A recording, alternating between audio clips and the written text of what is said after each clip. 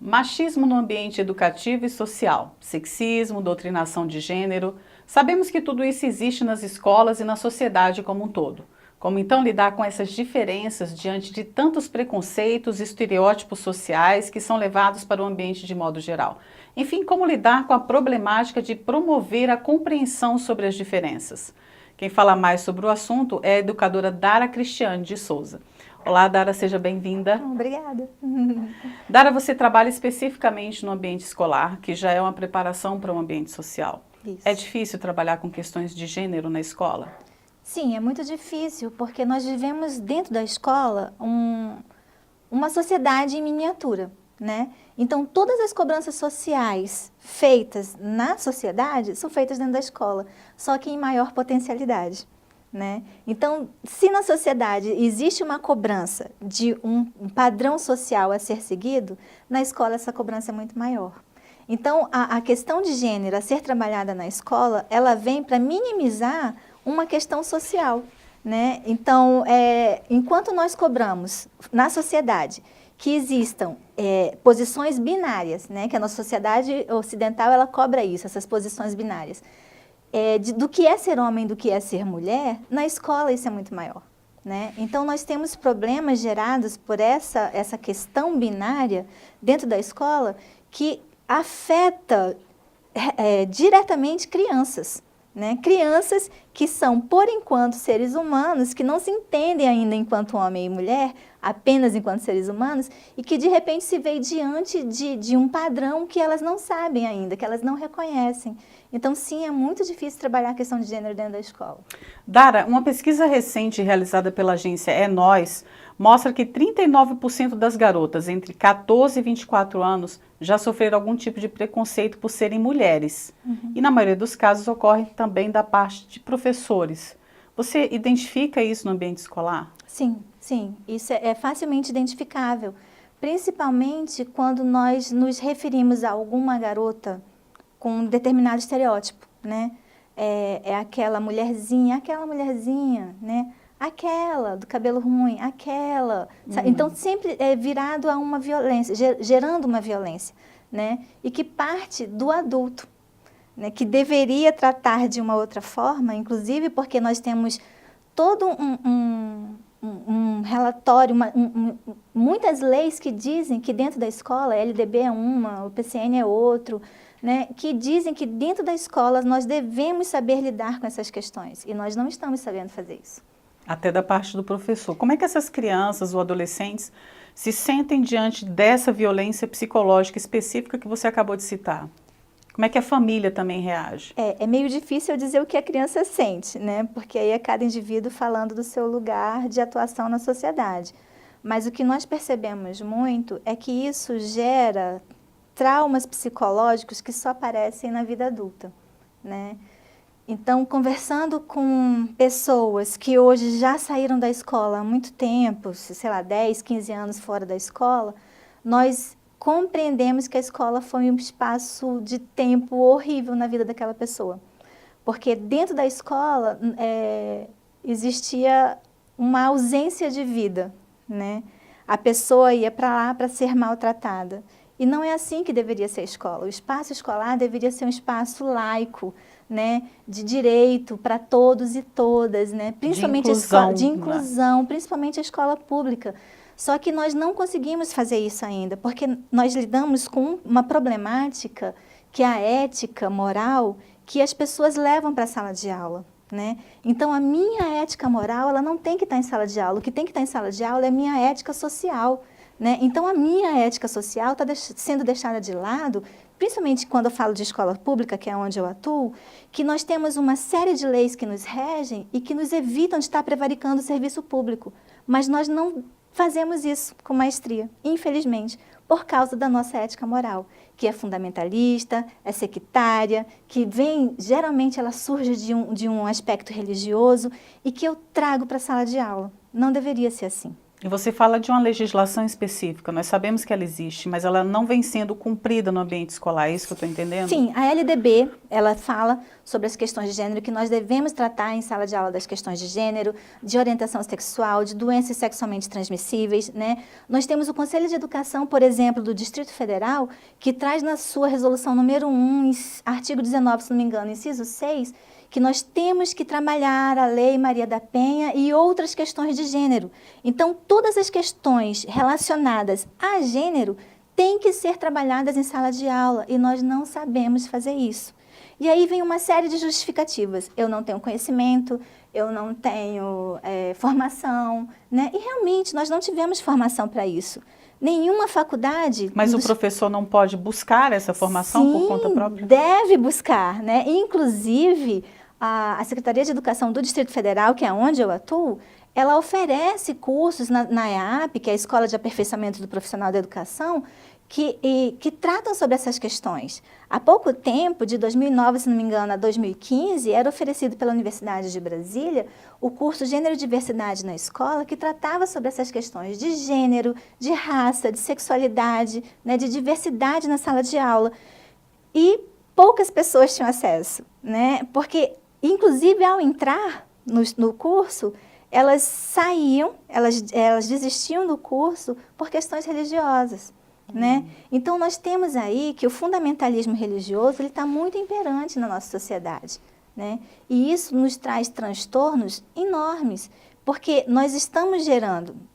Bem, eu sou de uma geração que não existia problema de gênero. Né? Nós temos um fundamentalismo religioso, inclusive no Brasil, que remete à questão do fenômeno evangélico. E sabemos como essas religiões veem essas questões de gênero. Exato. Né? É desse problema que você se refere, ao qual você se refere. Isso, é desse problema que eu estou me referindo. Porque eu, que sou da década de 70, eu vivenciei uma década sem problema de gênero. Porque o lugar de mulher ainda era na cozinha.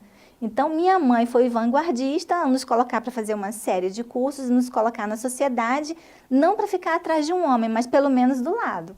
Né? Então, essa vanguarda que hoje nós estamos formando de acordo com a lei, porque está na lei que as mulheres e homens são iguais desde 88, né? E está no PCN desde 1996, que nós temos que lidar com essas questões em que as pessoas são iguais. Direitos iguais e justiça social para todos, né?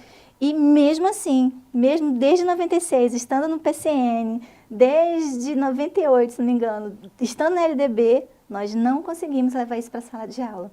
E o fato é tão recorrente que, inclusive, a Lei 10.639, que é de 2003, que já tem, 13 anos de lei, nós ainda não conseguimos lidar com ela da forma que deveria ser pautada em sala de aula, que é dentro do cotidiano, né? Porque o currículo de educação, educação básica do Distrito Federal, que é onde eu atuo, né, ele vem trazendo que os temas transversais ligados a gênero, raça, sexualidade, direitos humanos, eles têm que ser tratados cotidianamente, eles são transversais, né? Eles não são pontuais. Então, nós não temos que lidar com um problema pontual. Não é porque uma criança transgênero aparece na minha frente que eu tenho que lidar com isso. Não, eu tenho que lidar com isso desde o primeiro dia de aula. Né? É na reunião de pais, a primeira reunião de pais, eu tenho que avisar aos pais que existem leis, que existe um currículo, que existe uma normativa que determina que eu trabalhe tais questões em sala de aula. Dara, você mapeou esse espaço de trabalho na escola e acabou trazendo-o também para a sociedade. Como é que isso ocorreu? Como é que você começou o trabalho? Quando você começou? De que maneira ele foi estendido até as famílias, a sociedade? Como aconteceu? Na realidade, eu acho que foi o processo inverso, né? Eu, desde os 16 anos, buscando uma certa independência, né, me vi feminista, né? Mas não a feminista que o machismo prega, que é aquela mulher que quer transformar a sociedade no lugar de mulheres, né? A liderança está nas mãos das mulheres. Não. É o feminismo como ele é concebido, né? Igualdade e justiça social para todos e todas. Esse é o feminismo. Não é o ideário machista que diz que o homem é superior à mulher. Não é isso. Então, aos 21 anos, quando eu engravidei, eu vi minha barriga crescendo e eu sabia que tinha um ser humano ali dentro. Quem seria esse ser humano, eu não fazia a menor ideia, né? E eu sabia... Você teria que aceitá-lo. Exatamente. Ele viria com o sexo biológico, mas o desejo dele, a identidade dele, a expressão dele diante da sociedade era uma incógnita para mim, né? Cromossomo nenhum diria isso para mim. E aí foi quando eu comecei a estudar essas questões, né? Comecei a ler vários livros que pautavam as questões tanto de gênero quanto de sexualidade, me engajei em alguns grupos sociais, né? Faço parte de alguns grupos feministas, milito nessa área na sociedade e tenho feito alguns cursos que têm me trazido bastante conhecimento para atuar de uma forma mais contundente nessa área e em sala de aula também. E de modo geral, na sociedade, na escola, em que área os problemas se manifestam mais? O país ele é mais machista, ele tem mais problemas com o homossexual, com o transgênero? Existe uma identificação dessas resistências, desses preconceitos? Tem uma pesquisa de 2001, se não me engano, eu não lembro agora o instituto que fez, que diz que 99% da população é preconceituosa, né? Brasileira. Brasileira, população brasileira. Foram 10 mil e poucas pessoas entrevistadas em escolas, somente em escolas, profissionais, estudantes, todo mundo ligado à escola. Foram 10 mil profissionais entrevistados. E ela fala que 99% da população é preconceituosa. Desses 99, um percentual muito grande, 93 alguma coisa por cento, tem preconceito com relação ao gênero. Ou seja, se você é mulher, eu já te trato diferente. Se você é homem, eu te trato diferente, né? E 91, se não me engano, por cento é com relação à questão de raça. E 91 é um pouquinho menor. A diferença da questão de raça para a questão de sexualidade é muito pequena, né? Então, também o preconceito de raça e sexualidade estão equiparados. No entanto, a questão de gênero é maior, segundo essa pesquisa, né? Acho que é IPEA, não, eu não lembro agora o nome. Mas o que faz eu pessoalmente perceber, que me fez perceber que essa pesquisa é verdadeira? Antes de eu ver a cor da pele, eu vejo se é menino ou menina. Uhum. Né? Quando nasce uma criança, o próprio médico determina quem vai sofrer, quem não vai sofrer. Né? Porque quando ele levanta o menino e fala, nasceu o seu garanhão. Se é menino, se é menina, se é negro, se é branco.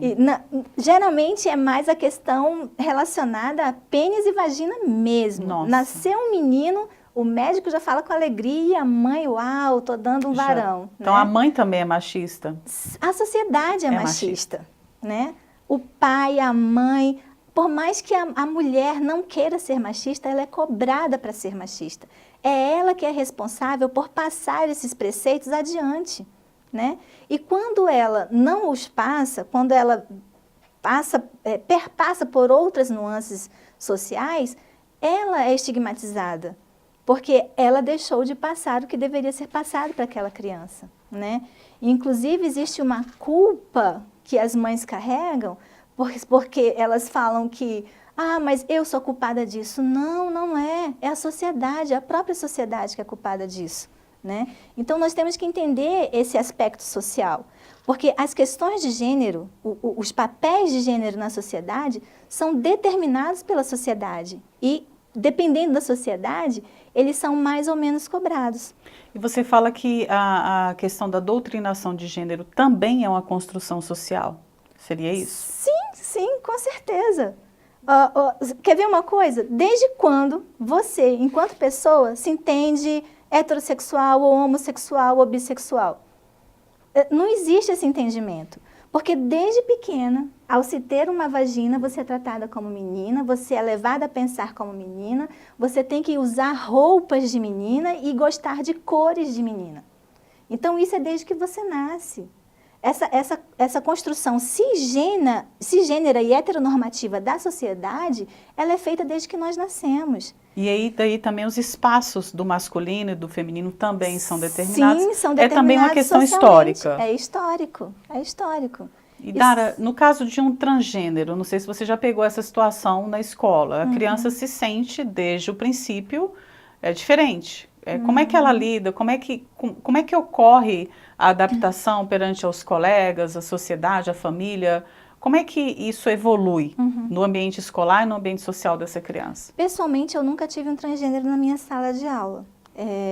Mas eu sei de dados de pesquisa e de histórias que contam, né? E posso te falar do meu lugar de fala, das minhas salas de aula, em que as crianças são tratadas como crianças, né? Eu não as trato como menino e menina, são crianças, né? E na Suécia isso já é até uma normativa, né? Existe uma escola lá que trata a criança de uma forma neutra. Ela é criança, ela não é a menina ou o menino, é criança, né? E é assim que nós deveríamos tratar nossas crianças, né? Como seres que estão aprendendo e que estão construindo uma identidade, né? No entanto, ao se falar de criança transgênero, o que nós vemos dentro da escola? A criança vai para uma creche, ela é tratada como criança. Ela está na educação infantil, ela é tratada como criança. No entanto, quando ela está na educação infantil, aos 4 aninhos que o governo abre esse espaço para a criança entrar aos 4 anos, ao ir para o banheiro, ela se depara com essa questão. Com essa situação.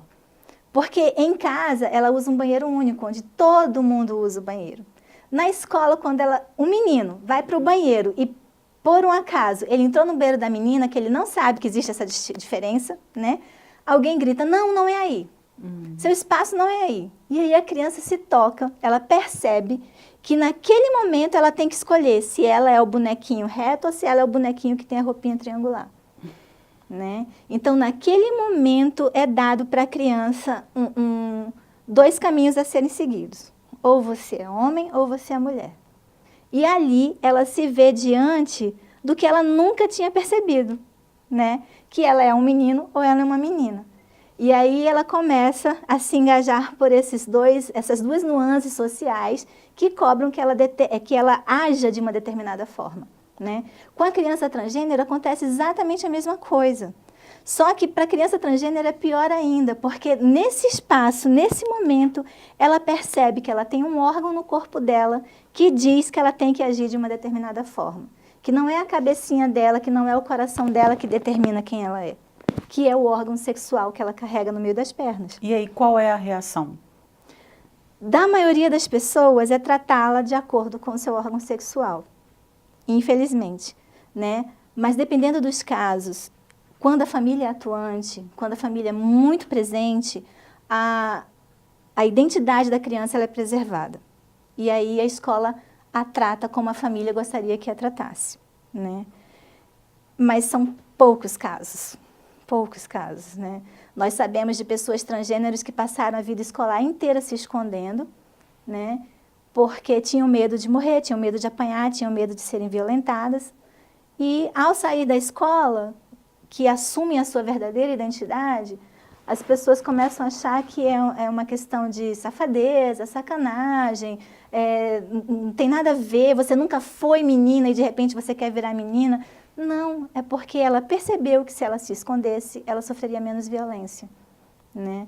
Então, ao se ver determinando o seu próprio espaço social, a pessoa mostra quem ela é, aí ela, enquanto adulta, ela sabe se proteger.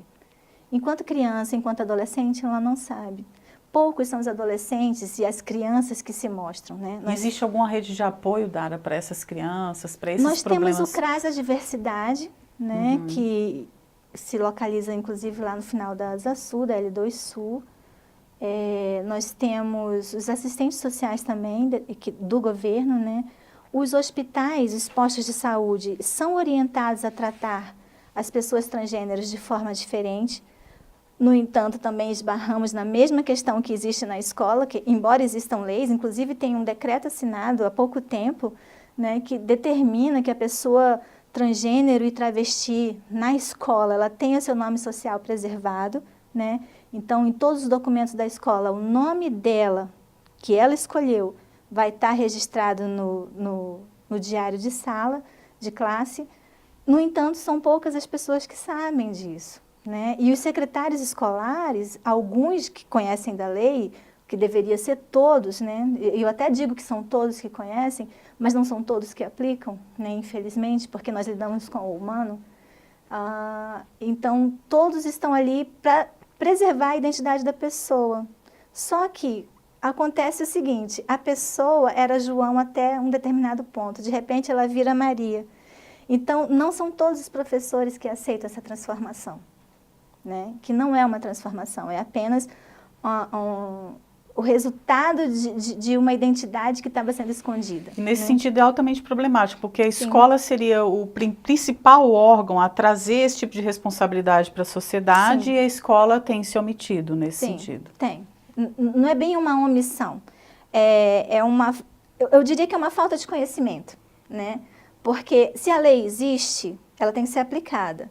E não existe a desculpa de, eu não conhecia, né? Porque nós, inclusive, tem uma normativa legal que diz que não é a lei que te busca, é você que busca a lei, né?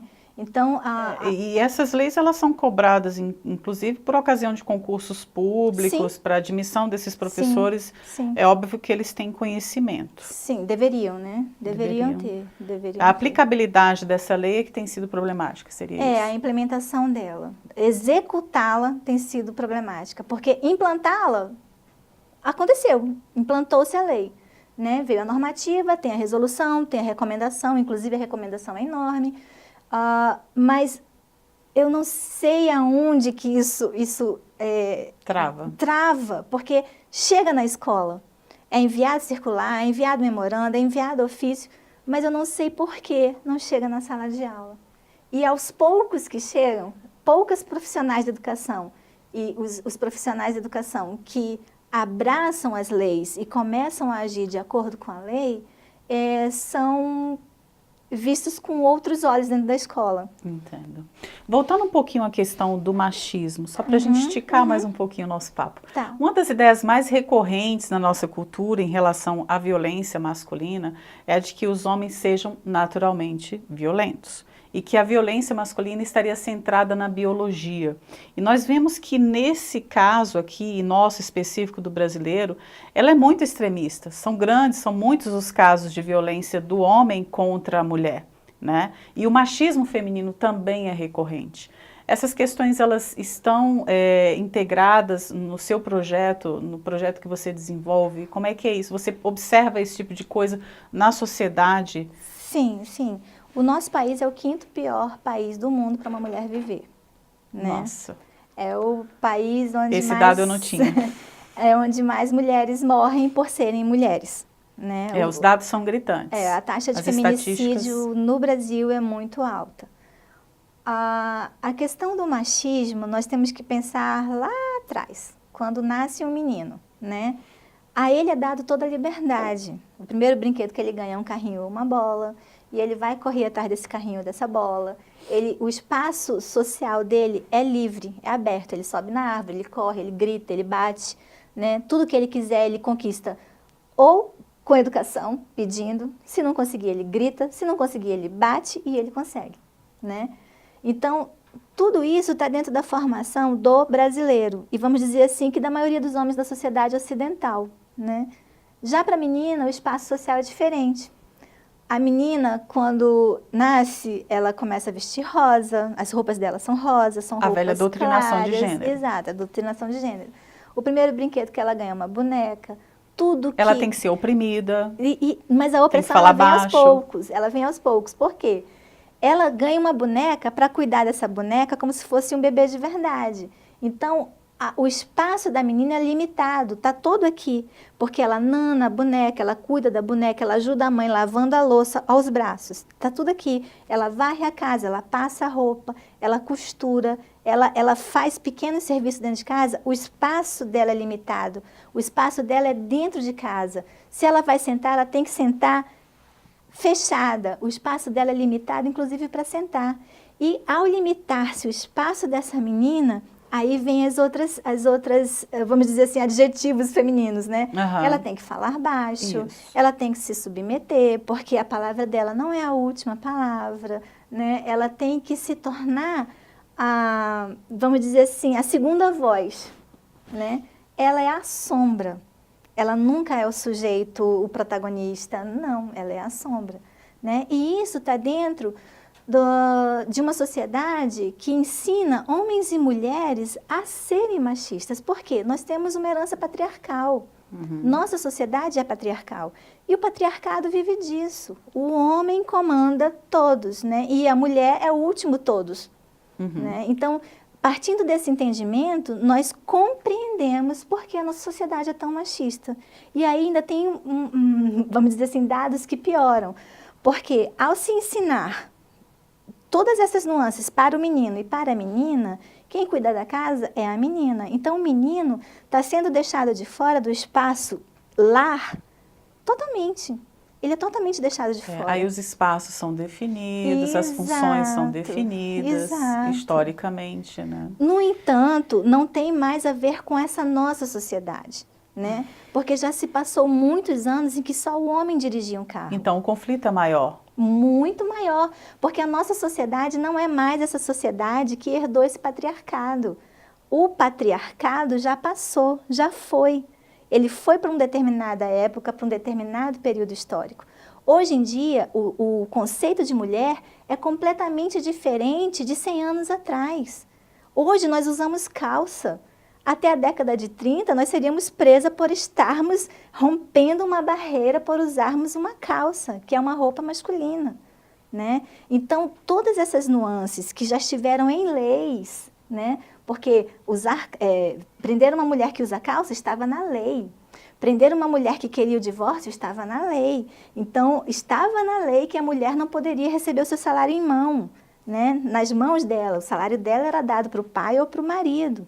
Então, tudo isso já esteve em lei. Então, hoje reverbera-se nessa sociedade algumas nuances do que já aconteceu e, ao mesmo tempo, nós estamos em conflito com essa nova sociedade que está tão globalizada pela internet e que nós temos na palma das mãos a informação do mundo. Então, nós vivemos um conflito muito grande, inclusive geracional, porque nós nunca tivemos tantos centenários vivos junto de tanta juventude atuante. Nunca tivemos, né? Ou se nascia já com o avô morrendo, mas você não crescia com aquele avô, né? Hoje você tem aí uma geração de vó, bisavó, tataravó. E o que a gente pode esperar? Quais são as perspectivas diante dessa mudança que está um passo no passado, um passo na frente, esse conflito? O que a gente pode esperar socialmente desse conflito? Olha, há 20 anos atrás, ninguém diria que a nossa sociedade seria uma sociedade tão informada quanto ela é hoje. No entanto, ser uma sociedade informada não significa dizer que nós somos uma sociedade com conhecimento, né? Porque a informação, ela vem e vai, é informação. Agora, o que eu faço dessa informação para mim e enquanto sociedade, o que eu transformo essa informação para gerar políticas públicas, para minimizar a pobreza, para minimizar as violências com as minorias sociais, aí já é gerar conhecimento. Já é outra história. É outra história, né? Então, eu penso que nós estamos vivendo um retrocesso muito grande de direitos, né? Nós estamos sendo vilipendiados em direitos conquistados legalmente, com muita luta, justamente por termos alcançado um patamar muito grande de conhecimento. Mas, ao mesmo tempo, não conseguimos alcançar toda a população com esse conhecimento, né? Tem uma pesquisa que diz que a Lei Maria da Penha é uma das melhores leis do mundo, é a terceira lei melhor do mundo. Assim como o ECA. Isso, e não assim é como o cumprido. ECA. No entanto, as pessoas não conhecem a Maria da Penha. Não conhecem, não respeitam, não conhecem não o cumprem. ECA, né? Então, uma lei que é A impeditiva. 10.639. A 10.639, a 11.645, né? Então, são leis que trazem a população negra e indígena para dentro da escola. São leis que evoluem a sociedade, mas a sociedade desconhece e a as sociedade renega. desconhece. E não digo renegar, é realmente não conhecer. Não conhecer. Porque nós somos um povo preparado para negar o negro. Nós somos um povo preparado para negar o indígena. Nós somos um povo preparado para não ver as mulheres, né? E como lidar com isso tudo diante de tanta informação, né? Nós somos um país em que as mulheres estão conseguindo a formação de graduação com um número muito maior do que de homens. Mas aonde estão essas mulheres no mercado de trabalho? né? Sendo subjugadas, Exato. ganhando menos. Elas não ocupam os mesmos espaços que os homens graduados. Elas não têm o mesmo salário que os homens graduados. Então, isso tudo, nós estamos num conflito social, e esse conflito social, ele é bastante visível, ele é bem emergente, né? E que eu acredito que com muita luta, ainda das minorias sociais, embora seja uma grande maioria de pessoas, mas que são conhecidas como minorias sociais, nós daqui a 10 anos vamos ter um outro quadro social na nossa sociedade. Olha, esperamos que sim. Eu espero que sim. Dara, inclusive muito dentro obrigada. das escolas. Muito obrigada pela Obrigada. sua participação aqui. Eu acho que é assim, trazendo para o debate, trazendo para o esclarecimento, que as pessoas podem passar a refletir, né? Sim. A respeito do que fomos no passado, do que temos agora no presente e do que precisamos ser no futuro. Sim, sim. Então, a sua com contribuição certeza. foi fundamental. Muito obrigada. Espero ter ajudado. Obrigada.